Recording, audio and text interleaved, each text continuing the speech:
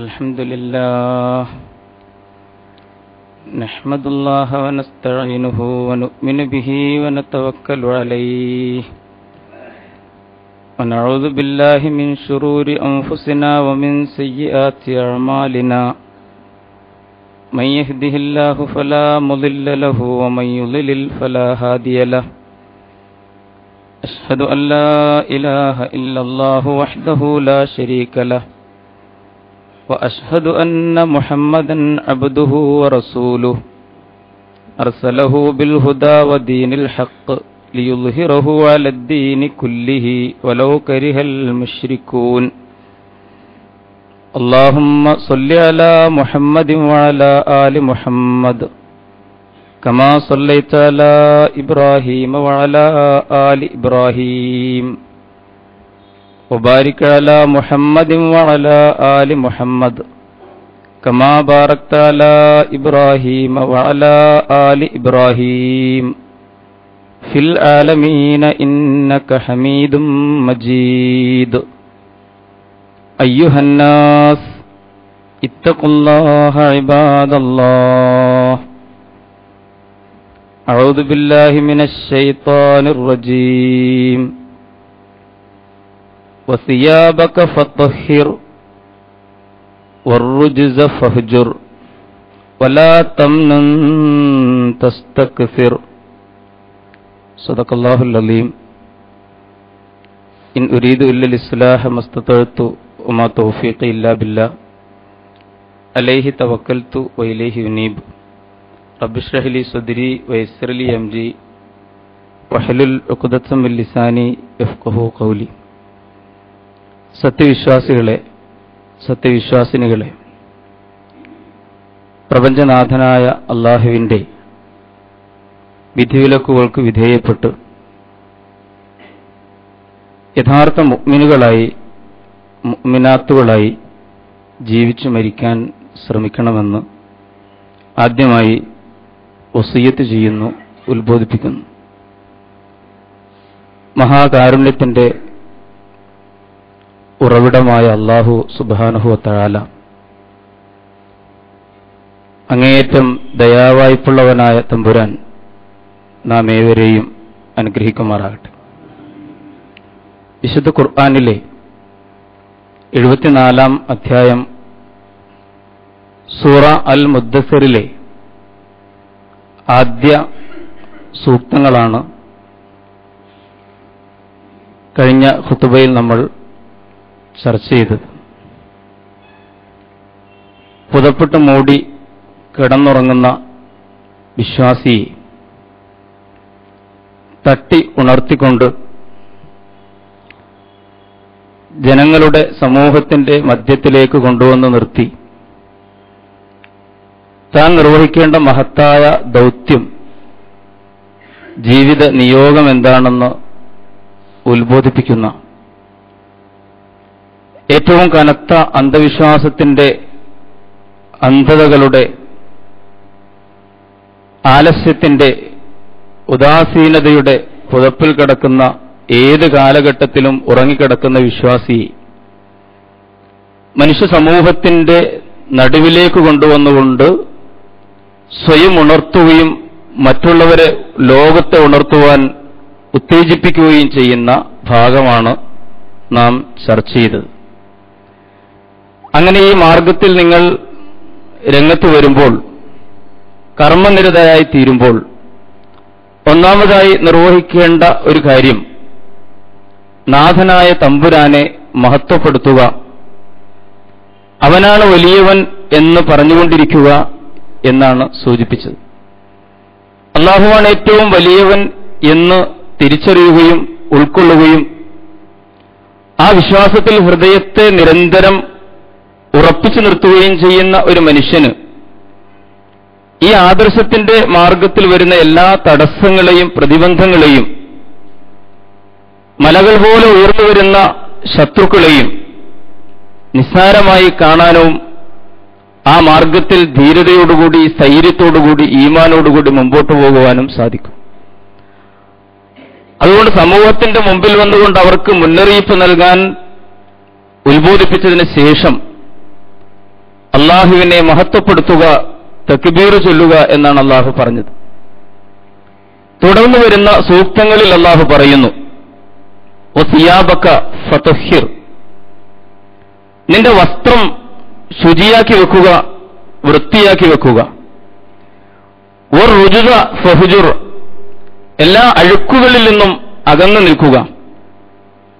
വലാ തമ്നുൻ തസ്തക്സിർ, കൂടുതൽ ഇങ്ങോട്ട് തിരിച്ചു കിട്ടാൻ വേണ്ടി, പെരുപ്പിക്കാൻ വേണ്ടി ഔദാര്യം ചെയ്യാതിരിക്കുക. നാഥന്റെ വഴിയിലേക്ക് ക്ഷണിക്കുന്ന ഒരു വ്യക്തി വൃത്തിയുള്ളവനായിരിക്കണം എന്ന് ഖുർആൻ പറയും.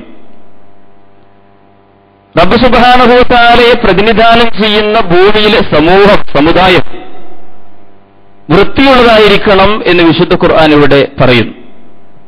വൃത്തിയുള്ള സമുദായം, എന്തൊരു ഉദാത്തമായ ഒരാശയമാണ് തമ്പുരാനായ നാഥൻ നമ്മുടെ മുമ്പാകെ വിശുദ്ധ ഖുർആനിലൂടെ സമർപ്പിക്കുന്നത്. അള്ളാഹുവിനെ പ്രതിനിധാനം ചെയ്തുകൊണ്ട്, അവന്റെ ഏകത്വം അംഗീകരിച്ചുകൊണ്ട്, അവന്റെ പ്രവാചകന്മാരുടെ പാരമ്പര്യങ്ങൾ സ്വീകരിച്ചുകൊണ്ട്, അന്ത്യപ്രവാചകനായ മുഹമ്മദ് നബി കരീം സല്ലല്ലാഹു അലൈഹി വസല്ലമിന്റെ ജീവിത മാതൃകയെ ഉൾക്കൊണ്ടുകൊണ്ട് ആദർശത്തിന്റെയും നീതിയുടെയും ധർമ്മത്തിന്റെയും പാതയിൽ ജീവിക്കാൻ എഴുന്നേറ്റ് നിൽക്കുന്ന ഒരു വ്യക്തിയും സമുദായവും വൃത്തിയുള്ളതായിരിക്കണം, ശുദ്ധിയുള്ളതായിരിക്കണം എന്നല്ലാഹു പറയുകയാണ്. ബാഹ്യമായ വൃത്തിയും ആന്തരികമായ ശുദ്ധിയും. ബാഹ്യമായ വൃത്തി എന്ന് പറഞ്ഞാൽ നമുക്ക് വേഗം മനസ്സിലാവും.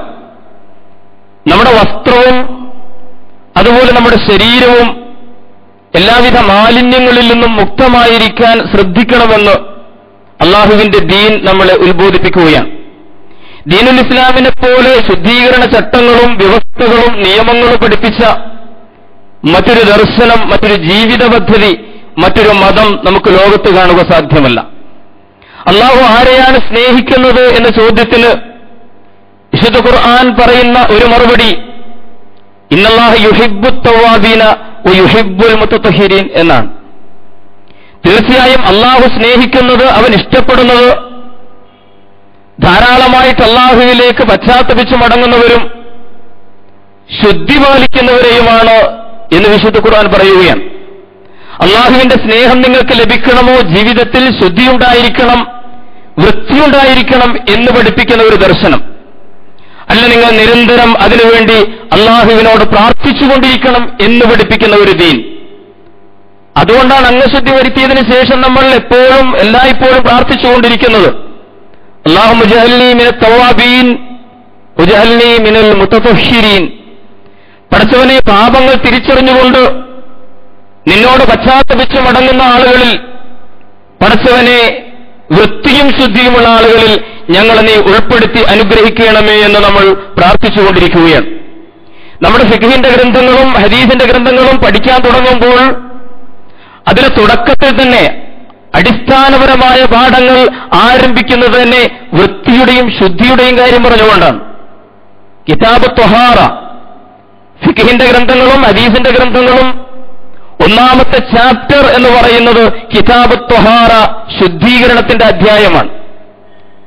നമ്മുടെ സദസ്സിൽ നിന്ന് ഒരുപക്ഷെ ഇവിടെ ഇരിക്കുന്ന ഏറ്റവും ചെറിയൊരു കുട്ടിയെ, മദ്രസയിൽ ഏറ്റവും പ്രൈമറി ക്ലാസ്സിൽ പഠിക്കുന്ന ഒരു കുട്ടിയെ വിളിച്ചുകൊണ്ട് ചോദിച്ചാൽ ഈ കാര്യം അവൻ പറഞ്ഞു തരും. ഇത്രമാത്രം ശുദ്ധീകരണം അടിസ്ഥാനപരമായി പരിശീലിപ്പിക്കപ്പെടുന്ന ഒരു വിഭാഗമാണ് മുസ്ലിങ്ങൾ എന്നാണ് ഞാൻ സൂചിപ്പിക്കുന്നത്. പ്രൈമറി ക്ലാസ്സിൽ മദ്രസയിൽ പഠിക്കുന്ന, ഫിഖ് പഠിക്കുന്ന ഒരു കുട്ടിയെ വിളിച്ച് ചോദിച്ചു നോക്കൂ ഒന്നാമത്തെ അധ്യായത്തെ സംബന്ധിച്ച്. അവൻ പറയും കിതാബ് ത്വഹാറ, ശുദ്ധീകരണം. ആ ശുദ്ധീകരണത്തിന്റെ ഭാഗം ആരംഭിക്കുന്നത് വെള്ളങ്ങളെക്കുറിച്ച് പറഞ്ഞുകൊണ്ടാണ്, വെള്ളത്തെക്കുറിച്ച് പറഞ്ഞുകൊണ്ടാണ്. ബാബുൽ മിയാഹ്, വെള്ളത്തിന്റെ അധ്യായം. എത്ര തരം വെള്ളമുണ്ട്, ആ വെള്ളത്തെ നമ്മൾ എങ്ങനെയാണ് ശുദ്ധീകരണത്തിന് ഉപയോഗപ്പെടുത്തേണ്ടത്? താഹിറായ വെള്ളവുമുണ്ട്, തുഹൂറായ വെള്ളവുമുണ്ട്. കുട്ടിയോട് നിങ്ങൾ ചോദിക്കുക, അവൻ വളരെ കൃത്യമായി പറഞ്ഞു തരും. തേങ്ങാവെള്ളം എന്ന് പറയുന്നത്, കഞ്ഞിവെള്ളം എന്ന് പറയുന്നത് താഹിറായ വെള്ളമാണ് എന്ന് കുട്ടിക്കറിയാം. ഒരു മുസ്ലിം മദ്രസയിൽ പ്രാഥമിക ക്ലാസുകളിൽ പഠിക്കുന്ന ഒരു കുട്ടിക്കറിയാം അത്തരം വെള്ളം ശുദ്ധീകരണത്തിന് ഉപയോഗിക്കാൻ പറ്റിയ വെള്ളമല്ല, അത് താഹിറായ വെള്ളമാണ്. സ്വയം ശുദ്ധിയുണ്ട്, പക്ഷേ മറ്റുള്ളതിനെ ശുദ്ധീകരിക്കാൻ കഴിയുന്നതല്ല. സ്വയം ശുദ്ധീകരിക്കാനും മറ്റുള്ളവയെ സ്വയം ശുദ്ധിയുള്ളതും മറ്റുള്ളവയെ ശുദ്ധീകരിക്കാൻ കഴിയുന്നതുമായ വെള്ളം തൊഹൂറായ വെള്ളമാണ്. അംഗശുദ്ധി അടക്കമുള്ള കാര്യങ്ങൾക്ക് ഉപയോഗപ്പെടുത്തേണ്ടത് തൊഹൂറായ വെള്ളമാണ് എന്ന് കുട്ടിക്കറിയാം.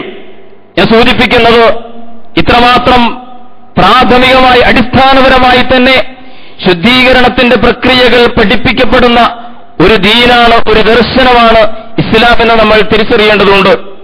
കുളിയുടെയും ഉളൂവിന്റെയും നിയമങ്ങൾ ഞാൻ വിശദീകരിക്കേണ്ടതില്ലല്ലോ, നമുക്കൊക്കെ അറിയാം. അതിലൊരു അണുവിടെ തെറ്റിയാൽ സഹിക്കാൻ കഴിയാത്ത ഒരു അസ്വസ്ഥത നമ്മളെ ബാധിക്കാറുണ്ട്. ഉളവെടുക്കുമ്പോഴോ കുളിക്കുമ്പോഴോ ജനാബത്ത് കുളിക്കുമ്പോഴോ ഒക്കെ എവിടെയെങ്കിലും ഒരല്പം തെറ്റിപ്പോയാൽ ഒരു വിശ്വാസിയുടെ മനസ്സിൽ അത് ഏറ്റവും വലിയ അസ്വസ്ഥതകൾ ഉണ്ടാക്കുന്ന കാര്യമാണ് എന്ന് നമുക്കറിയാം. അത്വഹാറ എന്ന ഈ വാക്കിന് ശുദ്ധീകരണത്തിന് ഖുർആനിലും ഹദീസിലും ഉപയോഗിച്ച അത്വഹാറ എന്ന് പറയുന്ന വാക്കിന് പോലും ഒരു തത്തുല്യമായ പദം, ഒരു തത്സമം, ഒരു സമാനമായ പദം ലോകഭാഷകളിൽ പലതിലും ഇല്ല എന്നാണ് മഹാന്മാരായ പണ്ഡിതന്മാർ ചൂണ്ടിക്കാണിച്ചിട്ടുള്ളത്. അല്ലാഹു പറയുന്നു, വസിയാബക ഫതുഹിർ, അതുകൊണ്ട് നിന്റെ വസ്ത്രം ശുചിയാക്കി വെക്കണം. അല്ലാഹുവിന്റെ ദീനിനെ പ്രതിനിധാനം ചെയ്തുകൊണ്ട് ധർമ്മത്തിന്റെയും നീതിയുടെയും തൗഹീദിന്റെയും ജീവിതപാതയിലൂടെ മുമ്പോട്ട് പോകാൻ ആഗ്രഹിക്കുന്ന വിശ്വാസിയായ മനുഷ്യനോട് അല്ലാഹു പറയുന്നു, വസിയാബക ഫതുഹിർ, നിന്റെ വസ്ത്രം, നിന്റെ ഡ്രസ്സ് നീ ശുദ്ധിയാക്കി വെക്കണം എന്ന് പറയും. അത്വഹൂർ ശത്രുൽ ഈമാൻ, നമുക്കറിയാമല്ലോ. ഈമാനിന്റെ പാതിയാണ്, വിശ്വാസത്തിന്റെ പാതിയാണ് വൃത്തിയും ശുദ്ധിയുമെന്ന് മഹാനായ നബി കരീം സല്ലല്ലാഹു അലൈഹി വസല്ലം തിരുമേനി പഠിപ്പിക്കുകയുണ്ടായി. വസ്ത്രമലക്കാൻ നസ്സായിട്ട് ഖണ്ഡിതമായിട്ട് ഉത്ബോധിപ്പിക്കുന്ന നിയമം പറയുന്ന ഒരു വേദഗ്രന്ഥമാണ് വിശുദ്ധ ഖുർആൻ എന്ന് നമ്മൾ അറിയണം. പക്ഷെ ഇത്രമാത്രം ശുദ്ധീകരണത്തിന്, വൃത്തിക്ക് പരിശീലനവും പാഠങ്ങളും ഉത്ബോധനങ്ങളും നിയമവ്യവസ്ഥകളും ചട്ടങ്ങളും നിശ്ചയിക്കപ്പെട്ട ഈ ദീൻ, പക്ഷേ എന്തുകൊണ്ട് ഇതിന്റെ അനുയായികളായ നമ്മൾ ഒരു വൃത്തികെട്ട സമുദായമായി മാറുന്നു എന്നത് വളരെ ചിന്തനീയമായ ഗൗരവത്തിൽ ആലോചിക്കേണ്ട ഒരു വിഷയമല്ലേ? ഇത്രമാത്രം വൃത്തിയിലും ശുദ്ധിയിലും പാഠങ്ങൾ നൽകപ്പെട്ട ഒരു സമൂഹം എന്തുകൊണ്ടാണ് വൃത്തിയുടെ ശത്രുക്കളായി പലപ്പോഴും മാറുന്നത് എന്നത് വളരെ ഗൗരവത്തിൽ നമ്മൾ പഠിക്കേണ്ട ഒരു വിഷയമാണ്. എന്തുകൊണ്ടാണ് ഈ സമുദായത്തിൽ വൃത്തികെട്ട ആളുകൾ ആത്മീയമായ ഉന്നതമായ പദവികളിൽ വിരാജിക്കുന്നവരാണ് എന്ന ഒരു വിശ്വാസം എന്തുകൊണ്ടാണ് ഈ സമുദായത്തിൽ ഒരുപാട് പേരെ സ്വാധീനിച്ചത് എന്നത് നമ്മൾ ചിന്തിക്കേണ്ട ഒരു വിഷയമാണ്. അഴുക്കുപുരേണ്ട ഒരാള്, അഴുക്കുപുരേണ്ട വസ്ത്രം ധരിച്ച ഒരാൾ, അയാൾ അല്ലാഹുവിങ്കൽ ആദരിക്കപ്പെടുന്ന, അദ്ദേഹം പ്രാർത്ഥിച്ചാൽ വേഗം ഉത്തരം കിട്ടുമെന്ന് സമൂഹം വിശ്വസിക്കുന്ന ഒരു സ്ഥിതിയിലേക്ക് എന്തുകൊണ്ട് അന്ധവിശ്വാസികളായി മുസ്ലിം സമുദായം മാറി എന്ന്. എത്ര കൂടുതൽ അളവിൽ അഴുക്കുണ്ടോ, എത്ര കൂടുതൽ വൃത്തികെട്ട വസ്ത്രം ധരിച്ചു നടക്കുന്നോ, ആ മനുഷ്യൻ അല്ലാഹുവിങ്കൽ കൂടുതൽ ആദരിക്കപ്പെടുന്ന വൃത്തികെട്ട ഔലിയാക്കന്മാരുടെ ഒരു സമുദായമായി എന്തുകൊണ്ട് മുസ്ലിം സമൂഹം അധപ്പതിച്ചു, എങ്ങനെ അധപ്പതിച്ചു എന്നത് ചിന്തനീയമായ ഒരു വിഷയമാണ്. വിലായത്തിന്റെ ദറജകൾ ഇങ്ങനെ വർദ്ധിച്ചുകൊണ്ടിരിക്കും. ഏറ്റവും വൃത്തികെട്ട രീതിയിൽ പല്ല് തേക്കാതെ, കുളിക്കാതെ, മനുഷ്യന്റെ മുമ്പിൽ മാന്യമായ വസ്ത്രം ധരിക്കാതെ നടക്കുന്ന ഒരു മനുഷ്യൻ ആത്മീയമായി ഉന്നത വിധാനത്തിലുള്ളയാളാണെന്നും അദ്ദേഹം പ്രാർത്ഥിച്ചാൽ കാര്യസാധ്യം നടക്കുമെന്നുമൊക്കെ വിശ്വസിക്കുന്ന സ്ഥിതിയിലേക്ക് മുസ്ലിം സമുദായത്തിലെ സാധാരണക്കാർ എന്തുകൊണ്ട് എത്തിപ്പെട്ടു എന്നത് വളരെ ഗൗരവത്തിൽ നമ്മൾ പരിശോധിക്കേണ്ടതല്ലേ? ഇൻ ഔലിയാഉഹു ഇല്ലൽ മുത്തഖൂൻ എന്നാണ് ഖുർആൻ പറഞ്ഞത്. ഇൻ ഔലിയാഉഹു ഇല്ലൽ മുത്തഖൂൻ, മുത്തഖീങ്ങളല്ലാതെ ഔലിയാക്കന്മാരാവുകയില്ല. മുത്തഖീങ്ങളല്ലാതെ ഔലിയാക്കന്മാരാവുകയില്ല. അള്ളാഹുവിന്റെ പ്രിയപ്പെട്ട മിത്രങ്ങൾ എന്ന് പറയുന്നത് മുത്തഖീങ്ങളാണെങ്കിൽ ആ മുത്തഖീങ്ങൾ മഹാനായ പ്രവാചകൻ പഠിപ്പിച്ചതുപോലെ വിശ്വാസത്തിന്റെ തഖ്വയുടെ പാതിഭാഗമാണ് ശുദ്ധിയും വൃത്തിയും എന്ന് പറയുന്നു.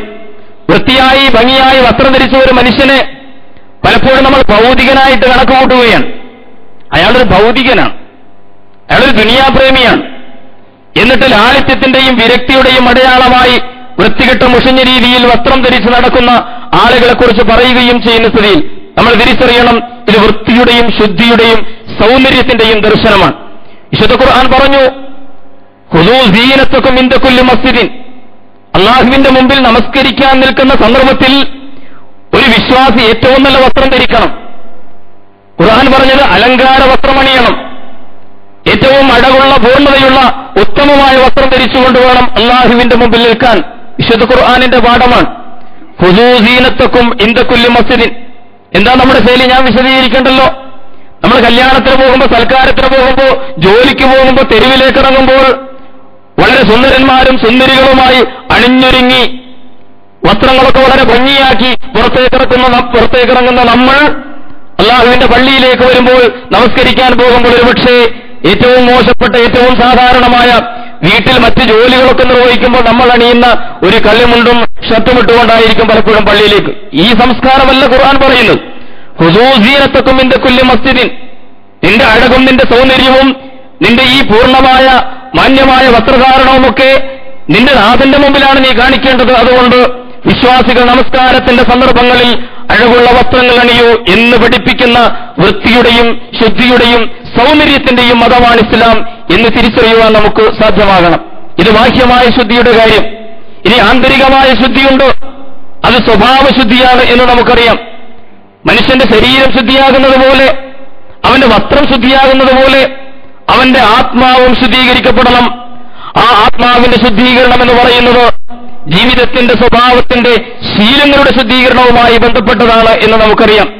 ഫുലാനുൻ താഹിറു സിയാബ് എന്ന അറബിയിൽ പറഞ്ഞാൽ വസ്ത്രശുദ്ധിയുള്ള മനുഷ്യൻ, അതൊരു അലങ്കാര പ്രയോഗമാണ്. വസ്ത്രശുദ്ധിയുള്ള മനുഷ്യൻ എന്ന് പറഞ്ഞാൽ നല്ല സ്വഭാവമുള്ള മനുഷ്യൻ എന്നാണ് അർത്ഥം.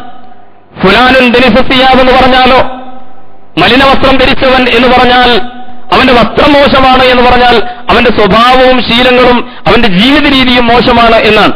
മലയാളത്തിലും അങ്ങനെ തന്നെയാണല്ലോ. അയാൾ മഹാവൃത്തികെട്ടവനാണെന്ന് പറഞ്ഞാൽ അതിന്റെ അർത്ഥം എന്താ? അയാൾ മഹാവൃത്തികെട്ടവനാണെന്ന് പറഞ്ഞാൽ അയാളുടെ വസ്ത്രം വൃത്തികേടാണെന്നല്ല അർത്ഥം. അയാൾ സ്വഭാവം കൊണ്ട് വളരെ മോശപ്പെട്ടവനാണ് എന്നാണ്. വിശുദ്ധ ഖുർആൻ ഈ ആന്തരിക ശുദ്ധിയെ സംബന്ധിച്ച് നമ്മോട് സംസാരിക്കുന്നു. ഇബാദാത്തുകൾ മുഴുവൻ മനുഷ്യരെ ആന്തരികമായി ശുദ്ധീകരിക്കാൻ വേണ്ടിയാണ്, സ്വഭാവശുദ്ധി ഉണ്ടാക്കാൻ വേണ്ടിയാണ് ഇബാദത്തുകളൊക്കെ. അതുകൊണ്ടാണ് നമസ്കാരത്തെ പ്രവാചകൻ കുളിയോട് ഉപമിച്ചത് എന്ന് നമുക്കറിയാം. വീടിന്റെ മുമ്പിലൂടെ ഒഴുകുന്ന നല്ല ശുദ്ധമായ വെള്ളമുള്ള ഒരു പുഴയിൽ നിങ്ങൾ 5 നേരം കൃത്യമായി കുളിക്കുന്നുവെങ്കിൽ നിങ്ങളുടെ ശരീരത്തിൽ വല്ല മാലിന്യവും ഉണ്ടാകുമോ എന്നാണ് പ്രവാചകൻ സഹാബത്തിനോട് ചോദിച്ചത്. അവർ പറഞ്ഞു, ഇല്ല റസൂലേ, ഫദാലിക മസലു സ്വലവാത്തുൽ ഖംസ്. ഇതാണ് 5 നേരത്തെ നമസ്കാരത്തിന്റെ ഉദാഹരണം എന്ന് പറഞ്ഞാൽ 5 നേരം വളരെ കൃത്യമായി ശരീരം കുളിക്കുന്ന ഒരു മനുഷ്യനെ പോലെ ആത്മാവിന്റെ ഒരു സ്നാനമാണ്, ആന്തരികതയുടെ ശുദ്ധീകരണമാണ്, മനസ്സിന്റെ ശുദ്ധീകരണമാണ് യഥാർത്ഥത്തിൽ നമസ്കാരമാകുന്ന ഇബാദത്തിലൂടെ നടക്കുന്നത് എന്ന് ശുദ്ധീകരണത്തിന്റെ പാഠമായി നമസ്കാരത്തെ പ്രവാചകൻ വിശദീകരിച്ചു. വിശുദ്ധ ഖുർആൻ സകാത്തിനെ കുറിച്ച് പറയുന്നു, ഖുദ് മിൻ അംവാലിഹിം സദഖത്തൻ തുതഹിറുഹും വതുസക്കിഹിം ബിഹാ. സകാത്ത് എന്ന വാക്കിന്റെ അർത്ഥം ശുദ്ധീകരണമെന്നാണ്. നിങ്ങൾ അവരിൽ നിന്ന്, അവരുടെ സമ്പാദ്യങ്ങളിൽ നിന്ന് സകാത്തിന്റെ മുതൽ ആ സമ്പത്ത് നിങ്ങൾ പിരിച്ചെടുക്കണം. എന്തിനാണെന്നറിയുമോ? തുതഹിറുഹും വതുസക്കിഹിം ബിഹാ. അതുകൊണ്ട് അവർ ശുദ്ധീകരിക്കപ്പെടണം. അവരുടെ സമ്പാദ്യങ്ങളിലുള്ള അഴുക്കുകൾ ഇല്ലാതാകണം, അവരുടെ മനോഭാവങ്ങളിലുള്ള മാലിന്യങ്ങൾ ഇല്ലാതാകണം, അവരുടെ ജീവിതം അതുവഴി ശുദ്ധീകരിക്കപ്പെടണം. അതിനുവേണ്ടിയാണ് സകാത്ത്. ശുദ്ധീകരണത്തിന്റെ ഒരു പ്രക്രിയയുടെ ഭാഗമായിട്ട് സകാത്തിനെ കുറിച്ച് സംസാരിക്കുന്ന ദീനാണ് ഇസ്ലാം എന്ന് നമുക്കറിയാം. ഹജ്ജിന് പോയി മടങ്ങുന്ന ഒരു മനുഷ്യനെ പറ്റി റസൂലുള്ളാഹി പറഞ്ഞു, അയാൾ വളരെ കൃത്യമായി ഭംഗിയായി അല്ലാഹുവിന്റെ പ്രവാചകൻ പഠിപ്പിച്ചതുപോലെയാണ് അയാൾ ഹജ്ജ് നിർവഹിച്ചിട്ടുള്ളതെങ്കിൽ അയാൾ മടങ്ങുമ്പോൾ റജാകയോമി വലദത്തുഹു ഉമ്മുഹു, അവന്റെ ഉമ്മ അവനെ പ്രസവിച്ച 1-ാം തീയതി ആ പിഞ്ചു പൈതലിന്റെ പരിശുദ്ധിയും നിഷ്കളങ്കതയും ഉണ്ടല്ലോ, ആ മനസ്സിന്റെ ശുദ്ധിയോടുകൂടിയാണ്, ആത്മാവിന്റെ ശുദ്ധിയോടുകൂടിയാണ് അവൻ ജീവിതത്തിലേക്ക് മടങ്ങി വരുന്നത്. ഒരു പിഞ്ചു പൈതലിന്റെ നിർമ്മല മനസ്സോടുകൂടിയാണ് അയാൾ വരുന്നത്. അതിനയാളെ പ്രാപ്തമാക്കിയത് അയാളുടെ മബ്റൂറായ മഖ്ബൂലായ ഹജ്ജാണ് എന്ന് പ്രവാചകൻ പഠിപ്പിക്കുകയുണ്ടായി. ഞാൻ പറഞ്ഞു വന്നത്, ഇസ്ലാമിലെ എല്ലാ ഇബാദത്തുകളും ഈ ആന്തരികമായ ശുദ്ധീകരണത്തിന് നമ്മെ കർമ്മനിരതരാക്കുന്ന, നമുക്കതിന് പരിശീലനം നൽകുന്ന പ്രക്രിയകളാണ് ഇബാദത്തുകൾ എന്ന് നമ്മൾ അറിയണം. വിശുദ്ധ ഖുർആൻ നമ്മുടെ മുമ്പാകെ സമർപ്പിക്കുന്ന മറ്റൊരു വലിയ ജീവിത വീക്ഷണമുണ്ട്. അതെന്താണെന്ന് ചോദിച്ചാൽ, പാപങ്ങളെല്ലാം മാലിന്യങ്ങളാണ് എന്ന സന്ദേശമാണ്. പാപങ്ങളെല്ലാം മാലിന്യങ്ങളാണ്. ഒരു റുജ്സ ഫഹ്ജുർ, എല്ലാവിധ മാലിന്യങ്ങളിൽ നിന്നും അഴുക്കുകളിൽ നിന്നും അകന്നു നിന്നുകൊണ്ടുള്ള ഒരു ജീവിതമാണ് വിശ്വാസി നയിക്കേണ്ടത് എന്ന് വിശുദ്ധ ഖുർആൻ ഇവിടെ പറയുമ്പോൾ, പാപങ്ങളെല്ലാം മാലിന്യങ്ങളാണ് എന്ന് സങ്കല്പം വിശുദ്ധ ഖുർആൻ നമുക്ക് വിശദീകരിച്ചു തരികയാണ്. ഫജ്തനിബുർ റിജ്സ മിനൽ ഔസാൻ, സൂറത്തുൽ ഹജ്ജിൽ അല്ലാഹു പറയുന്നു, ഫജ്തനിബുർ റിജ്സ മിനൽ ഔസാൻ, വിഗ്രഹങ്ങളാകുന്ന മാലിന്യങ്ങളെ ജീവിതത്തിൽ പറ്റേ നിങ്ങൾ വർജിക്കണം. വിഗ്രഹങ്ങളാകുന്ന മാലിന്യങ്ങൾ, വിഗ്രഹാരാധന, ബഹുദൈവത്വപരമായ സങ്കല്പങ്ങൾ, ശിർക്കിന്റെ എല്ലാ മാമൂലുകളും സിദ്ധാന്തങ്ങളും, ഇതെല്ലാം നിങ്ങൾ ജീവിതത്തിൽ വർജിക്കണം. അത് പറഞ്ഞപ്പോൾ ഖുർആൻ ഉപയോഗിച്ചത് വിഗ്രഹങ്ങളാകുന്ന മാലിന്യങ്ങളെ നിങ്ങൾ ഒഴിവാക്കണം എന്നാണ്. ഭൂമിയുടെ ഏറ്റവും വലിയ മാലിന്യം എന്ന് പറയുന്നത് ശിർക്കാണ്. അത് റോഡിന്റെ അരികിൽ കൂമ്പാരമായി കൂടിക്കിടക്കുന്ന ചപ്പുചവറുകളല്ല, കാണയല്ല. ഭൂമിയുടെ ഏറ്റവും വലിയ മാലിന്യം, അഴുക്ക് എന്ന് പറയുന്നത് അള്ളാഹുവിന്റെ അവകാശങ്ങൾ മറ്റുള്ളവർക്ക് വകവെച്ചു കൊടുക്കുന്ന ശിർക്കാണ്.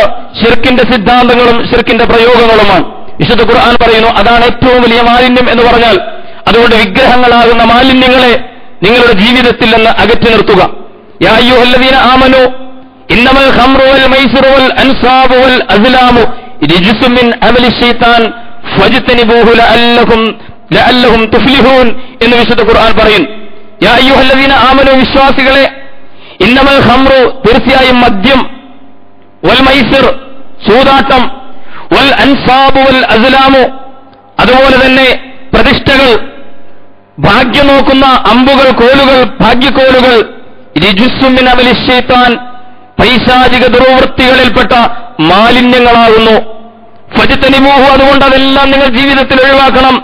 ലഅല്ലകും തുഫ്ലിഹൂൻ, എങ്കിൽ നിങ്ങൾക്ക് ജീവിതത്തിൽ വിജയിക്കാം. നിങ്ങൾ ഈ പറയുന്ന സംഗതികളെ വർദ്ധിച്ചുകൊണ്ട് ജീവിതത്തിൽ നിന്ന് അതിനോട് അകന്നു നിന്നുകൊണ്ടുള്ള ഒരു സമീപനം സ്വീകരിക്കുമ്പോഴേ നിങ്ങൾക്ക് ജീവിതത്തിൽ വിജയിക്കാൻ കഴിയൂ എന്ന് സൂറത്തുൽ മാഇദയിൽ 90-ാമത്തെ വചനത്തിൽ അള്ളാഹു പറയും. വിശ്വാസികളെ അങ്ങേയറ്റം സ്നേഹപൂർവ്വം വിളിച്ചുകൊണ്ട് യാ അയ്യുഹല്ലദീന ആമനൂ എന്നത് അള്ളാഹുവിന്റെ സ്നേഹത്തിന്റെ സംബോധനയാണ്.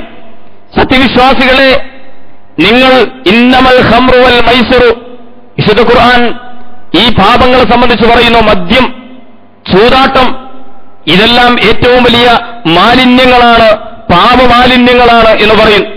ഇന്നമാ യുരീദു ശൈത്താനു അൻ യൂഖിയ ബൈനകുമുൽ അദാവത വൽ ബഗ്ളാ, നിങ്ങൾക്കിടയിൽ ശത്രുതയും പകയും വിദ്വേഷവും കലഹങ്ങളും സംഘർഷങ്ങളും വഴക്കും വക്കാണവുമൊക്കെ ഉണ്ടാക്കി തീർക്കുവാനാണ് ഈ മദ്യത്തിലൂടെ, ചൂതാട്ടത്തിലൂടെ യഥാർത്ഥത്തിൽ പിശാച് ഉദ്ദേശിക്കുന്നത്.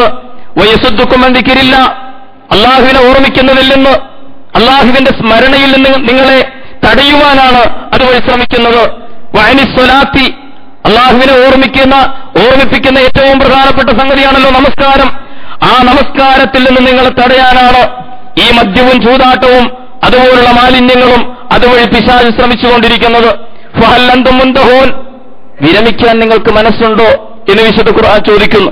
പ്രിയമുള്ളവരെ, വളരെ ഗൗരവത്തിൽ നമ്മൾ തിരിച്ചറിയേണ്ടതുണ്ട്. നബി കരീം സല്ലല്ലാഹു അലൈഹി വസല്ലം ഈ ആയത്തിലൂടെ ആ സമൂഹത്തെ ബോധവൽക്കരിച്ചപ്പോൾ, അവർക്കിടയിൽ തർബീയത്തും തസ്കീയത്തും നടപ്പിലാക്കിയപ്പോൾ ആ സമൂഹം ആ സന്ദേശത്തെ ഹൃദയപൂർവ്വം സ്വാഗതം ചെയ്തത് ചരിത്രത്തിലെ ഏറ്റവും അപൂർവമായ, അസാധാരണമായ ഒരു സംഭവമായിരുന്നു എന്ന് നമുക്കറിയാം. ഈ ആയത്തിന്റെ ഒടുവിൽ ഫഹൽ അൻതും മുന്തഹൂൻ, ഈ മാലിന്യങ്ങൾ, മദ്യം തുടങ്ങിയിട്ടുള്ള ഈ മാലിന്യങ്ങളെക്കുറിച്ചൊക്കെ വിശദീകരിച്ചിട്ട് പ്രബുദ്ധമായ സമൂഹമേ, ഇനിയെങ്കിലും നിങ്ങൾ ഈ വൃത്തികേടുകളിൽ നിന്ന്, മാലിന്യങ്ങളിൽ നിന്ന് വിരമിക്കാൻ നിങ്ങൾ സന്നദ്ധമല്ലേ എന്ന് അള്ളാഹുവിന്റെ കലാമിലൂടെ ചോദിക്കുമ്പോൾ ആ സമൂഹം സന്നദ്ധത പ്രകടിപ്പിച്ചത് ചരിത്രത്തിൽ അപൂർവമായ ഒരു സംഭവമാണ്.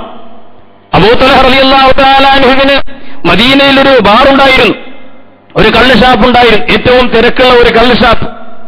അനസ് റളിയല്ലാഹു തആല അൻഹു പറഞ്ഞു, ഞാനിവിടെ മദ്യം വിളമ്പുന്ന, കള്ള് വിളമ്പുന്ന ജോലിക്കാരനായിരുന്നു.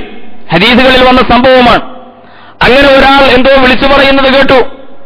അബൂ തൽഹ അനസിനോട് പറഞ്ഞു, മദ്യം വിളമ്പിക്കൊടുക്കുകയായിരുന്ന അനസിനോട് പറഞ്ഞു, എന്താണ് അവിടെ ഒരു ശബ്ദം കേൾക്കുന്നുണ്ടല്ലോ, പോയി നോക്കൂ. അങ്ങനെ അദ്ദേഹം പുറത്തേക്ക് നോക്കുമ്പോൾ പ്രവാചകന്റെ ഒരു ദൂതൻ ഈ ആയത്തിന്റെ സന്ദേശം വിളംബരം ചെയ്യുകയാണ്. ഇന്നു മുതൽ മദ്യം ഹറാമാണ്, മദ്യപിച്ചാൽ ശിക്ഷ കിട്ടും എന്ന് പറഞ്ഞുകൊണ്ടുള്ള പ്രവാചകന്റെ ദൂതന്റെ വിളംബരം കേൾക്കുകയാണ്. ഉടനെ ബാറിന്റെ മുതലാളിയായ അബൂ തൽഹ പറയുന്നു, അനസ് എല്ലാ മദ്യത്തിന്റെ വീപ്പുകളും പൊട്ടിച്ചൊടുക്കൂ എന്ന്. ചരിത്രം രേഖപ്പെടുത്തി മദീനയുടെ തെരുവോരങ്ങളിൽ മദ്യപ്പുഴയൊഴുകി എന്ന് പറയുകയാണ്. ഒരു സ്ഥലത്ത് ഈ ദൂതൻ ഇങ്ങനെ വിളംബരം നടത്തിക്കൊണ്ടിരിക്കുമ്പോൾ ഒരു സഹാബി ഒരൽപ്പം മദ്യപിച്ച് അങ്ങനെ വീണ്ടും മദ്യപിക്കാൻ വേണ്ടി ആ ബാക്കി വരുന്ന മദ്യവുമായിട്ടിരിക്കുന്ന സന്ദർഭത്തിലാണ് അദ്ദേഹം ഇത് കേൾക്കുന്നത്. ഉടനെ അദ്ദേഹം വായിലുണ്ടായിരുന്നത് ഛർദ്ദിച്ചു കളയാൻ വേണ്ടി വായിൽ വിരലിട്ടുകൊണ്ട് നിരന്തരമായി ഛർദ്ദിച്ച് അദ്ദേഹം വിഷമിക്കുന്നത് കാണുകയാണ്. ഒരാൾ ചോദിച്ചു, ഇത്രയൊക്കെ വലിയ ത്യാഗം ചെയ്യണമോ? അപ്പോൾ ആ മനുഷ്യൻ പറയുന്നു, അള്ളാഹു ഹറാമാക്കിയ ഒരു പാനീയത്തിന്റെ ഒരു തുള്ളി പോലും എന്റെ ആമാശയത്തിൽ കിടക്കുന്നത് എനിക്ക് അസഹ്യമാണ്. അതുകൊണ്ട് ഞാനിങ്ങനെ ഛർദ്ദിച്ച് എന്റെ പ്രാണം നഷ്ടപ്പെട്ടാൽ പോലും ഞാനിത് ഛർദ്ദിച്ചു കളയുമെന്ന് പറയുന്ന ഒരു സമൂഹത്തെ നമ്മൾ ചരിത്രത്തിൽ കാണുകയാണ്. വിശുദ്ധ ഖുർആൻ ചോദിച്ച ഫഹൽ അൻതും മുൻതഹൂൻ എന്ന് ചോദിക്കുമ്പോൾ ആ സമൂഹം എങ്ങനെയാണ് ഉത്തരം നൽകിയത് എന്ന് നമ്മൾ അറിയണം. പ്രിയമുള്ളവരെ, ഇതൊക്കെ വിശുദ്ധ ഖുർആനിന്റെ ഈ വ്യാഖ്യാനം സൂറത്തുൽ മുദ്ദസിറിലെ ഈ ആയത്തിന്റെ മുമ്പിൽ നമ്മൾ ചർച്ചക്കെടുക്കുന്ന ഈ സന്ദർഭത്തിൽ പ്രിയമുള്ളവരെ അറിയണം, ഈ കാലഘട്ടം മദ്യത്തിന്റെയും ഇപ്പറഞ്ഞ എല്ലാ തിന്മകളുടെയും മാലിന്യങ്ങളാകുന്ന എല്ലാ പാപങ്ങളുടെയും ഒരു പ്രളയകാലമാണ്. ഞാൻ വിശദീകരിക്കേണ്ടതില്ല, നമുക്കറിയാം. വിശിഷ്യ നമ്മുടെ യുവസമൂഹം, നമ്മുടെ കൗമാരക്കാർ ആ മാർഗത്തിലൂടെ സഞ്ചരിച്ചുകൊണ്ടിരിക്കുകയാണ്. ഏറ്റവും പേടിപ്പെടുത്തുന്ന കാര്യം എന്താണെന്ന് ചോദിച്ചാൽ പാപം ചെയ്യുന്നു എന്നത് മാത്രമല്ല, പാപബോധമില്ലാതാകുന്നു എന്നതാണ്. ഈ തിന്മകളൊക്കെ തിന്മകളല്ല എന്ന് ചിന്തിക്കുന്ന, അങ്ങനെ പാപം ചെയ്യുമ്പോഴും ഒരു പാപബോധമുള്ളിൽ വരാത്ത ഒരു കാലഘട്ടത്തിലാണ് നമ്മൾ ജീവിച്ചുകൊണ്ടിരിക്കുന്നത്. മദ്യമെന്ന് പറയുന്നത് സ്റ്റാറ്റസിന്റെ സിമ്പലായി മാറുന്ന ഒരു കാലം. സഹപാഠികൾക്കിടയിൽ ഹോസ്റ്റൽ മുറിയിൽ വെച്ചാണെങ്കിലും, അല്ലെങ്കിൽ സഹപ്രവർത്തകന്മാർക്കിടയിലിരുന്ന് ഓഫീസിലാണെങ്കിലും, ഒരാഘോഷത്തിന്റെ സുദിനത്തിൽ മദ്യപിക്കാത്തവൻ അപരിഷ്കൃതനായി, മദ്യപിക്കാതെ മാറിയിരിക്കുന്ന ഉദ്യോഗസ്ഥൻ ഒരു മോശക്കാരനായി, ഈ കാലഘട്ടത്തിൽ ജീവിക്കാൻ കൊള്ളാത്തവനായി മുദ്രകുത്തപ്പെടുന്ന ഒരു കാലഘട്ടത്തിലാണ് നമ്മൾ ജീവിക്കുന്നത്. അല്ലാഹുവിന്റെ റസൂല് സ്വല്ലല്ലാഹു അലൈഹി വസല്ലം എന്തുമാത്രം ഗൗരവത്തിൽ പറഞ്ഞ ഈ വിഷയങ്ങൾ എത്ര നിസ്സാരമായ ഭാവത്തോടുകൂടിയാണ് നമ്മുടെ യുവതലമുറ സ്വീകരിച്ചുകൊണ്ടിരിക്കുന്നത്. മദ്യമെന്നൊക്കെ പറഞ്ഞാൽ അത് ഏറ്റവും നിസ്സാരമായ ഒരു സാധാരണ കാര്യമായി ചിന്തിക്കുന്ന ഒരവസ്ഥയിലേക്ക് എത്തിപ്പോയിട്ടില്ലേ? കേരളീയർ പ്രബുദ്ധരാണ് എന്നാണ് പറയുന്നത്. പ്രബുദ്ധരായ കേരളീയർ, 3.5 കോടി വരുന്ന ഈ കേരളത്തിൽ, 3.5 കോടി പൗരന്മാരുള്ള ഈ കേരളത്തിൽ 1 കോടിയിലധികം വരുന്ന മനുഷ്യർ മദ്യം ഉപയോഗിക്കുന്നവരാണ് എന്നാണ് BBC റിപ്പോർട്ട് ചെയ്യുന്നത്. കേരളാസ് ലവ് അഫെയർ വിത്ത് ആൽക്കഹോൾ ഈ അടുത്ത കാലത്ത് BBC പ്രക്ഷേപണം ചെയ്ത ഒരു പരിപാടിയാണ്. കേരളാസ് ലവ് അഫെയർ വിത്ത് ആൽക്കഹോൾ, ഈ മദ്യത്തോടുള്ള കേരളീയരുടെ പ്രണയം. ബീവറേജസ് കോർപ്പറേഷന്റെ ഷോപ്പുകളിലൂടെ, ഓരോ ഷോപ്പിലൂടെയും വിറ്റഴിക്കപ്പെടുന്ന മദ്യത്തിന്റെ കണക്കുകൾ, കുടിയന്മാരുടെ കണക്ക്, ഒരു ദിവസം 80,000 ആളുകളാണ് ഈ മദ്യഷോപ്പുകൾ കേരളത്തെ സന്ദർശിച്ചുകൊണ്ടിരിക്കുന്നത് എന്നാണ് ആ പരിപാടിയിൽ പറഞ്ഞത്. റോഡ് ആക്സിഡന്റുകൾ വർദ്ധിച്ചുകൊണ്ടിരിക്കുകയാണ്, കുടുംബകലഹങ്ങൾ വർദ്ധിച്ചുകൊണ്ടിരിക്കുകയാണ്, അതുപോലെ വീട്ടിൽ വിവാഹമോചനങ്ങൾ പെരുകിക്കൊണ്ടിരിക്കുകയാണ്, കുടുംബശൈഥില്യങ്ങൾ വർദ്ധിച്ചുകൊണ്ടിരിക്കുകയാണ് മദ്യം കാരണത്താൽ എന്ന് പറയുന്നു. ഡാറ്റാസൊക്കെ നിങ്ങൾക്കറിയാം. ഒരുപിടി വിവരങ്ങൾ എന്നേക്കാൾ കൂടുതൽ അറിയുന്ന, പത്രങ്ങൾ വായിക്കുന്ന, മാധ്യമങ്ങൾ ശ്രദ്ധിക്കുന്ന ആളുകളോട് വിശദീകരിച്ച് പറയേണ്ടതില്ല. ഇതൊക്കെ നിസ്സാരമായ ഒരു കാര്യമായി എടുക്കുന്ന ഒരു പ്രവണത, ഇതാണ് ഏറ്റവും നമുക്ക് നടുക്കമുളവാക്കുന്ന, ഞെട്ടലുണ്ടാക്കുന്ന കാര്യം. മദ്യപിക്കുന്നു എന്നത് മാത്രമല്ല, മദ്യപാനവും വ്യഭിചാരവും ചൂതാട്ടവും ഒക്കെ വളരെ നിസ്സാരീകരിക്കുന്ന ഒരു മാനസികാവസ്ഥ ജനങ്ങളിൽ വന്നുകൊണ്ടിരിക്കുകയാണ്. റസൂലുള്ളാഹി സ്വല്ലല്ലാഹു അലൈഹി വസല്ലം പറഞ്ഞല്ലോ, അൽ ഖംറു ഉമ്മുൽ ഫവാഹിഷ്, അൽ ഖംറു ഉമ്മുൽ ഫവാഹിഷ്, എല്ലാവിധ വൃത്തികേടുകളുടെയും മാതാവാകുന്നു മദ്യം. വഅക്ബറുൽ കബായിർ, ഏറ്റവും വലിയ പാപമാകുന്നു മദ്യം. വമൻ ശരിബൽ ഖംറു തറക സ്വലാ, മദ്യപിച്ചുകൊണ്ട് ജീവിക്കുന്ന ഒരു മനുഷ്യൻ നമസ്കാരം ഉപേക്ഷിക്കും. വവകാല ഉമ്മിഹി വഖാലതിഹി വഅമ്മതിഹി, റസൂലുള്ളാഹി സ്വല്ലല്ലാഹു അലൈഹി വസല്ലം നമ്മോട് വസിയത്ത് പോലെ പറഞ്ഞു തരുന്നു ഇതിന്റെ ഗൗരവത്തെ സംബന്ധിച്ച്. മദ്യപിക്കുന്ന ഒരു മനുഷ്യൻ നമസ്കാരം ഒഴിവാക്കും, നല്ല കാര്യങ്ങൾ ഒഴിവാക്കും. മാത്രമല്ല, അവൻ തന്റെ ഉമ്മയെയും അവന്റെ അമ്മായിയെയും അവന്റെ മാതൃസഹോദരിയെയും ഒക്കെ അവൻ പ്രാപിക്കാനും സാധ്യതയുണ്ട് എന്ന് റസൂലുള്ളാഹി സ്വല്ലല്ലാഹു അലൈഹി വസല്ലം പറയുകയാണ്. മദ്യപിച്ച് മതോന്മത്തനായ മനുഷ്യന് ഉമ്മയെയും പെങ്ങളെയും തിരിച്ചറിയാൻ സാധ്യമാവുകയില്ല. അത്തരം ഒരു അവസ്ഥയിലേക്ക് അവൻ എത്തിച്ചേരുമെന്ന് റസൂലുള്ളാഹി സ്വല്ലല്ലാഹു അലൈഹി വസല്ലം പഠിപ്പിക്കുന്ന ഈ ഹദീസിന് ഈ കാലഘട്ടത്തിൽ വിശദീകരണമൊന്നും പറയേണ്ടതില്ല, പത്രം എടുത്ത് വായിച്ചാൽ മതി. ഇപ്പറഞ്ഞ ആയത്തുകളുടെയും ഹദീസുകളുടെയും ഒക്കെ വ്യാഖ്യാനത്തിന് തഫ്സീറുകളിലേക്ക് പോകാതെ തന്നെ നമ്മുടെ കാലഘട്ടത്തിൽ രാവിലെ വരുന്ന പത്രം തുറന്നു വായിച്ചാൽ നമുക്കിതിന്റെയൊക്കെ തഫ്സീർ കിട്ടും. അടുത്ത കാലത്താണല്ലോ ഒരു മകൻ തന്റെ ഉപ്പയെ, തന്റെ പിതാവിനെ വിറകുകൊള്ളി കൊണ്ട് തലക്കടിച്ചു എന്ന ഒരു വാർത്ത നമ്മൾ വായിച്ചു. എന്താ സംഭവമെന്ന് അദ്ദേഹം പറഞ്ഞത്, പിതാവ് ഏറ്റവും വലിയ മദ്യപാനിയാണ്, മദ്യപിച്ച് മതോന്മത്തനായിട്ടാണ് അദ്ദേഹം വീട്ടിലേക്ക് കയറി വരുന്നത്. അങ്ങനെ ഒരു ദിവസം വീട്ടിലേക്ക് വരുമ്പോൾ വേശുവേശ കാലുകളോടുകൂടി അദ്ദേഹം നടന്നു പോകുന്നത് പെങ്ങൾ കിടക്കുന്ന മുറിയിലേക്കാണ്. എന്ന് പറഞ്ഞാൽ മദ്യപിച്ച പിതാവിന്റെ മകൾ കിടക്കുന്ന മുറിയിലേക്ക് വേശുവേശ് നടന്നു പോകുന്ന പിതാവിനെ കണ്ടപ്പോൾ സഹിക്കവയ്യാതെ ഈ മകൻ ഒരു വിറകുകൊള്ളിയെടുത്ത് അദ്ദേഹത്തിന്റെ തലക്കടിച്ച് കൊലപ്പെടുത്തിയ വാർത്ത ഞാൻ സൂചിപ്പിക്കുന്നത്, പ്രവാചകൻ പറയുകയാണ്, മദ്യപിക്കുന്ന മനുഷ്യൻ ഒരുപക്ഷെ അവന്റെ ഉമ്മയെയും അമ്മായിയെയും അവന്റെ രക്തങ്ങളെ തിരിച്ചറിയാതെ, അവന്റെ മക്കളെ തിരിച്ചറിയാതെ ഏറ്റവും വലിയ പാപങ്ങളിലേക്ക് പോകാൻ സാധ്യതയുണ്ട്. അതുകൊണ്ട് അൽ ഖംറു ഉമ്മുൽ ഫവാഹിഷ്, എല്ലാവിധ മ്ലേച്ഛതകളുടെയും മാതാവാണ് മദ്യം എന്ന് പ്രവാചകൻ പറയുകയാണ്. ഇജ്തനിബുൽ ഖംറ ഫഇന്നഹാ മിഫ്താഹു കുല്ലി ശർ. റസൂലുള്ളാഹി സ്വല്ലല്ലാഹു അലൈഹി വസല്ലം പറയുന്നു, നിങ്ങൾ മദ്യപാനം ഒഴിവാക്കൂ. മിഫ്താഹു കുല്ലി ശർ, എല്ലാവിധ തിന്മകളുടെയും ഷർറുകളുടെയും താക്കോലാകുന്നു മദ്യം എന്ന് പ്രവാചകൻ സ്വല്ലല്ലാഹു അലൈഹി വസല്ലം പറയുകയാണ്. അതെല്ലാ തിന്മകളിലേക്കും കൊണ്ടുപോകുന്ന തിന്മകളുടെ മാതാവാണ്. പ്രവാചകൻ മനോഹരമായ ഒരു ഉപമ പറഞ്ഞല്ലോ. സാത്വികനായ ഒരു മനുഷ്യൻ, ആ മനുഷ്യൻ ഒരിക്കൽ നിർബന്ധിക്കപ്പെടുകയാണ്, രണ്ടാലൊരു തിന്മ ചെയ്തേ പറ്റൂ, ഏതെങ്കിലും ഒന്ന് ചെയ്തേ പറ്റൂ എന്ന് നിർബന്ധിക്കപ്പെടുന്ന ഒരു സാത്വികന്റെ കഥ പ്രവാചകൻ പറയുകയുണ്ടായി. അയാളോട് പറഞ്ഞു, ഒന്നുകിൽ താങ്കൾ മദ്യപിക്കണം, അല്ലെങ്കിൽ താങ്കൾ വ്യഭിചരിക്കണം, രണ്ടിലേതെങ്കിലും ഒരു പാപം ചെയ്താലേ താങ്കൾ ജീവിതം തിരിച്ചു കിട്ടൂ എന്ന് പറഞ്ഞുകൊണ്ട് നിർബന്ധിതാവസ്ഥയിലകപ്പെട്ട മനുഷ്യൻ. അദ്ദേഹം ചിന്തിക്കുകയാണ്, വ്യഭിചാരത്തെക്കുറിച്ച് ചിന്തിക്കാനേ സാധ്യമല്ല, അത്രമാത്രം അനന്തരഫലങ്ങളുള്ള പ്രത്യാഘാതങ്ങളുള്ള, മറ്റുള്ളവരിലേക്ക് കൂടി അതിന്റെ തിന്മകൾ നീളുന്ന ഒന്നാണല്ലോ, താരതമ്യേന കൂടുതൽ ലഘുവായത് മദ്യപാനമാണല്ലോ എന്ന് ചിന്തിച്ചുകൊണ്ട് സാത്വികനായ ആ മനുഷ്യൻ മദ്യപാനം തിരഞ്ഞെടുത്തു. റസൂലുള്ളാഹി പറയുകയാണ്, അയാൾ മദ്യപിച്ചു, പിന്നെ വ്യഭിചരിച്ചു എന്ന്. മിഫ്താഹു കുല്ലി ശർ, എല്ലാ തിന്മകളിലേക്കുമുള്ള താക്കോലാണ്, കവാടമാണ് യഥാർത്ഥത്തിൽ മദ്യപാനം എന്ന് പറയുന്നത്.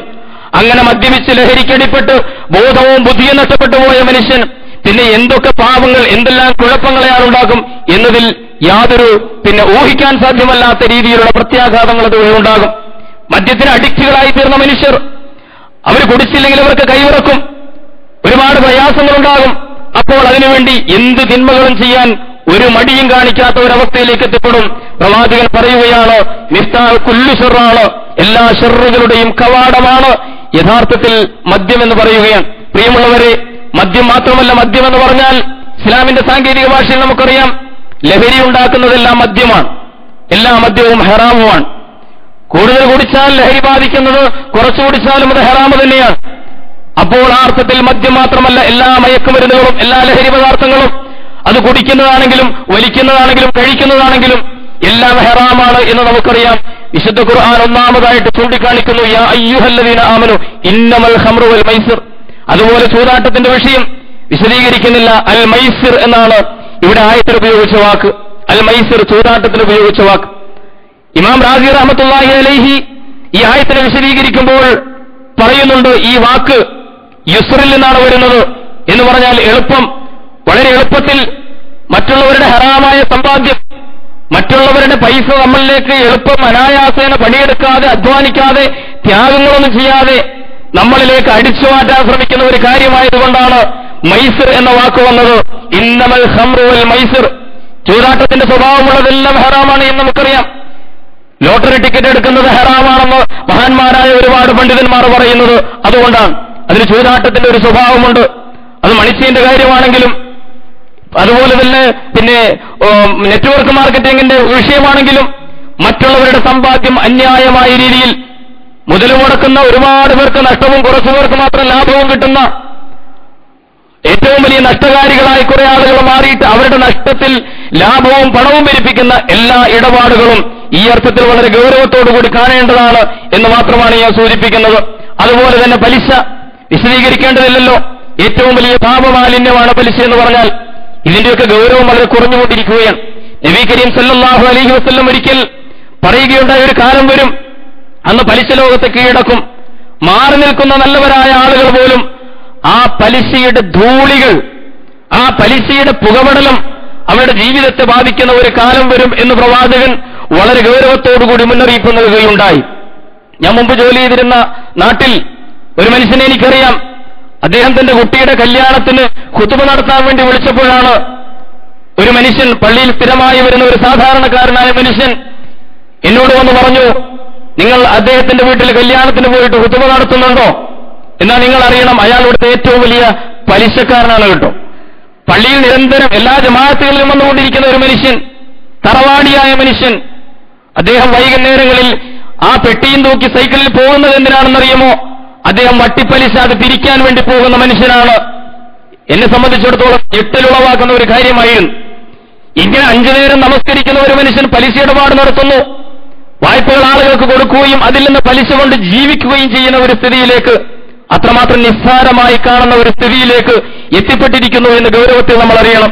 വിശുദ്ധ ഖുർആൻ പറഞ്ഞു, അല്ലദീന യഅകുലൂന റിബ ലാ യഖൂമുന ഇല്ലാ കമാ യഖൂമു അല്ലദീ യതഖബ്ബതുഹു ശൈത്താനു മിനൽ മസ്. നാളെ പരലോകത്ത് അവന്റെ അവസ്ഥ പ്രിയമുള്ളവരെ വളരെ ഗൗരവത്തിൽ അറിയണം.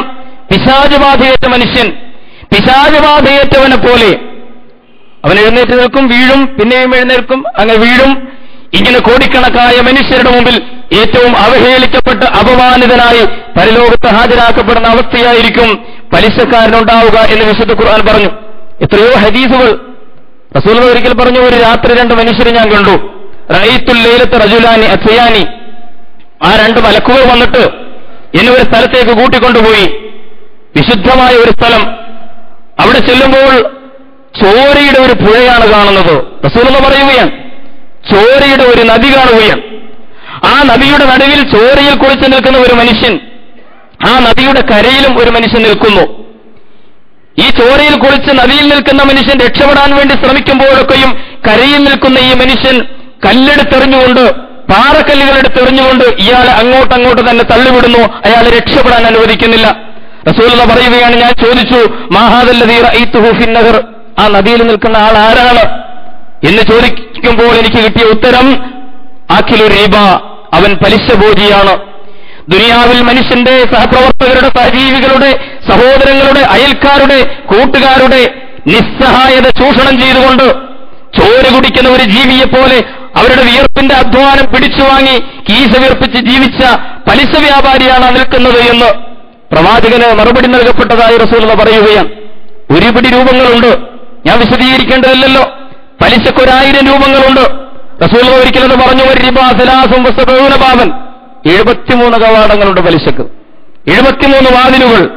റസൂലുള്ളാഹി പറഞ്ഞു, ഐസറുഹ, അതിലേറ്റവും ലഘുവായത്, ഏറ്റവും ലളിതമായത്, മിസ്ലു അൻ യൻകിഹർ റജുലു ഉമ്മഹു, സ്വന്തം ഉമ്മയെ വ്യഭിചരിക്കുന്നതിന് തുല്യമാണ്. എന്തുമാത്രം ഗൗരവമുണ്ട് പ്രവാചകൻ പറഞ്ഞ ആ വാക്കിന്. പലിശ ഒരുപാട് തരത്തിലുണ്ട്. ആ പലിശയിൽ ഐസറുഹ, അതിലേറ്റവും ലളിതമായത് സ്വന്തം ഉമ്മയെ വ്യഭിചരിക്കുന്നതിന് തുല്യമായ ഭാവമാണ് എന്ന് റസൂലുള്ളാഹി സ്വല്ലല്ലാഹു അലൈഹി വസല്ലം തിരുമേനി പറയുകയാണ്. പെട്ടെന്ന് നമുക്ക് ബാങ്കിൽ നിന്ന് പലിശ എടുക്കാം, പലിശക്ക് പണം വാങ്ങാം, ബ്ലേഡുകാരിൽ നിന്ന് വാങ്ങാം. വളരെ നിസ്സാരമായ കാര്യങ്ങൾക്ക് പലിശക്കാരെ സമീപിക്കുന്ന ഒരു ലാഘവ ബുദ്ധിയുണ്ടല്ലോ നമുക്ക്. വിശുദ്ധ ഖുർആനിന്റെയും തിരുസുന്നത്തിന്റെയും വെളിച്ചത്തിൽ ഇതൊക്കെ നമ്മൾ ഒരു വിശകലനത്തിന് വിധേയമാക്കണം എന്ന് മാത്രമാണ് ഞാൻ സൂചിപ്പിക്കുന്നത്. വ്യഭിചാരത്തിന്റെ വിഷയം പറയേണ്ടതില്ലല്ലോ, അതിനൊക്കെ ഒരുപാട് ഗൗരവമുണ്ട് എന്ന് വിശുദ്ധ ഖുർആൻ പറഞ്ഞു. നിങ്ങൾ വ്യഭിചരിക്കരുതെന്ന് പോലുമല്ല ഖുർആന്റെ പ്രയോഗം. ലാ തഖറബുസ്സിന, ലാ തഖറബുസ്സിന, വ്യഭിചാരത്തിലേക്ക് നിങ്ങൾ അടുത്തു പോകരുത്. അതിന് കാരണമാകുന്ന, നിമിത്തമാകുന്ന, അതിലേക്ക് പഴുതുകൾ ഉണ്ടാക്കുന്ന, വാതിലുകൾ തുറക്കുന്ന ഒരു ഏർപ്പാടിനും നിങ്ങൾ നിൽക്കരുത് എന്ന് വളരെ ഗൗരവത്തിൽ മാ ലഹറ ഫീ ഖൗമിൻ അസ്സിനാ വറിബ ഇല്ലാ അഹല്ലു ബി അൻഫുസിഹിം ഇഖാബല്ലാഹ്, പ്രവാചകൻ പറയുകയാണ്, ഒരു സമൂഹത്തിൽ വ്യഭിചാരവും അതുപോലെ പലിശയിടപാടും വ്യാപകമായി കഴിഞ്ഞാൽ പ്രവാചകൻ പറയുന്നു, അള്ളാഹുവിന്റെ ഇഖാബ്, അവന്റെ ശിക്ഷക്ക് ആ സമൂഹം സ്വയം അനുമതി കൊടുത്തതായിട്ടാണ് അതിനർത്ഥം എന്ന് പറയുകയാണ്. ഈ ഒരു ബോധമാണ് പ്രവാചകൻ ആ സമൂഹത്തിൽ ഉണ്ടാക്കിയെടുത്തത്. നമ്മുടെ ആന്തരികമായ ശുദ്ധീകരണത്തിന് ഏറ്റവും വലിയ വിഘാതം സൃഷ്ടിക്കുന്ന മാലിന്യങ്ങളാണ് ഈ പാപങ്ങൾ എന്ന ബോധം. അതുകൊണ്ടാണ് പാപം ചെയ്ത മനുഷ്യൻ മായിസ് നബിയുടെ മുമ്പിൽ വന്നിട്ട് തൊഹിർനി യാ റസൂലല്ലാഹ് എന്ന് പറഞ്ഞു. തൊഹിർനി യാ റസൂലല്ലാഹ്, അല്ലാഹുവിന്റെ റസൂലെ എന്നെ ശുദ്ധീകരിക്കണം, എന്റെ ആത്മീയ വിശുദ്ധിക്ക്, എന്റെ ആന്തരിക ശുദ്ധിക്ക് വിഘ്നം വരുത്തുന്ന പാപം എന്നിൽ നിന്ന് സംഭവിച്ചു പോയി. അപ്പോഴാണ് അശുദ്ധി ബാധിക്കുന്നത്. അല്ലാതെ ശിർക്ക് സമൂഹങ്ങൾ പറയുന്നത് പോലെ നമ്മളെപ്പോലെ ഒരാള്, നമ്മളെപ്പോലെ മജ്ജയും മാംസവും വികാര വിചാരങ്ങളുമുള്ള ഒരു മനുഷ്യൻ, ജാതിയിൽ താഴെയാണെന്ന് നമ്മൾ ചിന്തിക്കുന്ന ഒരു മനുഷ്യൻ അറിയാതെ നമ്മുടെ ശരീരത്തിലൊന്ന് തൊട്ടുപോയാൽ, നമ്മൾ നടക്കുന്ന വഴിയിലൂടെ ഒന്ന് നടന്നുപോയാൽ അശുദ്ധം ബാധിക്കുന്ന, പിന്നെ ശുദ്ധീകരിക്കുന്ന ഏർപ്പാടല്ല. ശുദ്ധിയെ സംബന്ധിച്ചും അശുദ്ധിയെ സംബന്ധിച്ചുമുള്ള ബോധം അള്ളാഹുവിന്റെ പ്രവാചകൻ ആ സമൂഹത്തിൽ ഉണ്ടാക്കിയെടുത്തപ്പോൾ പാപം ചെയ്ത മനുഷ്യൻ പ്രവാചകന്റെ മുമ്പിൽ വന്നുകൊണ്ട് റസൂലേ തൊഹിർനി യാ റസൂലല്ലാഹ്, എന്നെ ശുദ്ധീകരിക്കൂ എന്ന് പറയുകയാണ്. ആ സമൂഹം പരിഷ്കരിക്കപ്പെട്ടപ്പോൾ, സംസ്കരിക്കപ്പെട്ടപ്പോൾ എവിടെ എത്തിച്ചേർന്നു എന്ന് ചോദിച്ചാൽ നമുക്കറിയാം. ഒരു മനുഷ്യൻ ഒരിക്കൽ റസൂലിന്റെ മുമ്പിൽ വന്നു, എന്തിനു പറഞ്ഞു, ഇന്നി ഹലക്തു യാ റസൂലല്ലാഹ്, അള്ളാഹുവിന്റെ പ്രവാചകരെ ഞാൻ നശിച്ചിരിക്കുന്നു. പ്രവാചകൻ ചോദിക്കുന്നു, എന്താണ് നിന്നെ നശിപ്പിച്ചത്? അപ്പോൾ ആ മനുഷ്യൻ പറയുകയാണ്, നമ്മൾ ഓർക്കണം, വ്യഭിചാരത്തിന്റെയും വൃത്തികേടുകളുടെയും വഷളായി ഈ പാപങ്ങളുടെയും പറുദീസയായിരുന്ന ഒരു സ്ഥലത്തോ ഒരു സമൂഹത്തിൽ പ്രവാചകൻ വരുത്തിയ മാറ്റങ്ങൾക്ക് ശേഷം ആ സമൂഹം എങ്ങനെയായി തീർന്നു എന്താണ് നിന്നെ നശിപ്പിച്ചത് എന്ന് ചോദിക്കുന്നു. ആ മനുഷ്യൻ പറഞ്ഞു, ഞാനൊരു വ്യാപാരിയാണ്, ഈത്തപ്പഴ കച്ചവടക്കാരനാണ്. ഒരു ദിവസം എന്റെ കടയിൽ ഒരു പെൺകുട്ടി വന്നു. അപ്പോൾ ഞാൻ അല്ലാഹു സുബ്ഹാനഹു വ തആല അനുവദിച്ചതല്ലാത്ത രീതിയിൽ നിഷിദ്ധമായ ഭാഗങ്ങളിലേക്ക്, അവരുടെ സൗന്ദര്യത്തിലേക്ക് ഞാൻ സൂക്ഷ്മമായി നോക്കി റസൂലെ, പലതവണ നോക്കിപ്പോയി. അതുകൊണ്ട് റസൂലെ ഹലക്തു, ഞാൻ നശിച്ചിരിക്കുന്നു എന്ന് പറഞ്ഞുകൊണ്ട് പ്രവാചകന്റെ മുമ്പിൽ വരികയാണ്. പ്രിയമുള്ളവരെ, ഞാൻ സൂചിപ്പിക്കുന്നത് എല്ലാ പാപങ്ങളും മാലിന്യങ്ങളാണ് എന്ന് വിശുദ്ധ ഖുർആൻ പറയും. നിങ്ങളുടെ ശരീരത്തിന്റെ ശുദ്ധി പോലെ, നിങ്ങളുടെ വസ്ത്രത്തിന്റെ പരിശുദ്ധി പോലെ, നിങ്ങളുടെ പ്രവർത്തനങ്ങളുടെ പരിശുദ്ധി വളരെ പ്രധാനമാണ്. ഈ എല്ലാ അർത്ഥത്തിലുമുള്ള സമഗ്രമായ ശുദ്ധിയുള്ള വൃത്തിയുള്ള ഒരു സമുദായമായി നിങ്ങൾ മാറണം. അവസാനം പറയുന്നു, വലാ തമ്മിൻ തസ്തക്ഫിർ, കൂടുതൽ കിട്ടാൻ വേണ്ടി നിങ്ങൾ ഔദാര്യം കാണിക്കരുത് എന്ന് പറഞ്ഞാൽ നിങ്ങൾ ഏറ്റവും വലിയ നിസ്വാർത്ഥരായി മാറണം എന്ന് പറയുന്നു റബ്ബ് സുബ്ഹാനഹു വ തആല. ഇങ്ങോട്ട് കൂടുതൽ കിട്ടാൻ വേണ്ടി നന്മ ചെയ്യേണ്ടതില്ല. ചെയ്യുന്ന സൽക്കർമ്മങ്ങളൊക്കെ ഏറ്റവും മികച്ചതാണെന്നും ഞാൻ ഒരുപാട് ചെയ്യുന്നു എന്ന ഭാവം വിശ്വാസിക്ക് വേണ്ട. വളരെ വിനയത്തോടുകൂടി ഒരുപാട് ത്യാഗങ്ങൾ ചെയ്ത പ്രവാചകനോടാണ് ഈ പറയുന്നത്. നമ്മൾ ഓർക്കണം, എത്രമാത്രം വലിയ അധ്വാനവും ത്യാഗവും അള്ളാഹുവിന്റെ വഴിയിൽ ചെയ്താലും ഞാൻ വളരെ നിസ്സാരമായിട്ടേ പ്രവർത്തിച്ചിട്ടുള്ളൂ എന്ന ബോധത്തോടുകൂടി വിനയാന്വിതനാകാൻ സത്യവിശ്വാസിക്ക് കഴിയണം. വലാ തമ്മിൻ തസ്തക്ഫിർ, പെരുപ്പിക്കാൻ വേണ്ടി, കൂടുതൽ തിരിച്ചു കിട്ടാൻ വേണ്ടി, പ്രശസ്തിക്ക് വേണ്ടി, പ്രതിഫലങ്ങൾക്ക് വേണ്ടി നിങ്ങൾ അങ്ങനെ സൽക്കർമ്മങ്ങൾ, ഇവിടെ ആളുകളിൽ നിന്ന് കിട്ടുന്ന പ്രതിഫലത്തിന് വേണ്ടി നിങ്ങൾ സുഹൃതങ്ങൾ ചെയ്യരുത് എന്ന് പറയുന്നു റബ്ബ് സുബ്ഹാനഹു വ തആല. അതുകൊണ്ട് ശുദ്ധിയുടെ പാഠങ്ങൾ, അശുദ്ധിയുടെ പാഠങ്ങൾ വളരെ കൃത്യമായി വിശദീകരിച്ചു തരുന്ന അള്ളാഹുവിന്റെ കലാമും അതിന്റെ വിശദീകരണമായ സുന്നത്തും, പ്രിയമുള്ളവരെ, നമ്മുടെ ജീവിതത്തിൽ എവിടെയൊക്കെയാണ് അശുദ്ധികൾ ബാധിച്ചിരിക്കുന്നത്, വൃത്തിയില്ലായ്മകളുള്ളത്, ബാഹ്യമായ അശുദ്ധിയും ആന്തരികമായ അശുദ്ധിയും, ഇതൊക്കെ പരിഹരിച്ചുകൊണ്ട് മുമ്പോട്ട് പോകാനുള്ള പരിശ്രമമാണ് നമ്മൾ നടത്തേണ്ടത്. റബ്ബ് സുബ്ഹാനഹു വ തആല കാര്യങ്ങൾ ശരിയായി മനസ്സിലാക്കുവാനും ഉൾക്കൊള്ളുവാനും ജീവിതത്തിൽ പകർത്തുവാനും, അള്ളാഹുവിന്റെ ആയത്തുകളും പ്രവാചകന്റെ വിശദീകരണങ്ങളും കേൾക്കുമ്പോൾ അന്ധരും ബദിരരുമായി തിരിഞ്ഞുപോകുന്ന ഒരു മഹാദുരന്തത്തിൽ നിന്ന് റബ്ബ് സുബ്ഹാനഹു വ തആല നമ്മെ കാത്തുരക്ഷിക്കുകയും ചെയ്യുമാറാകട്ടെ.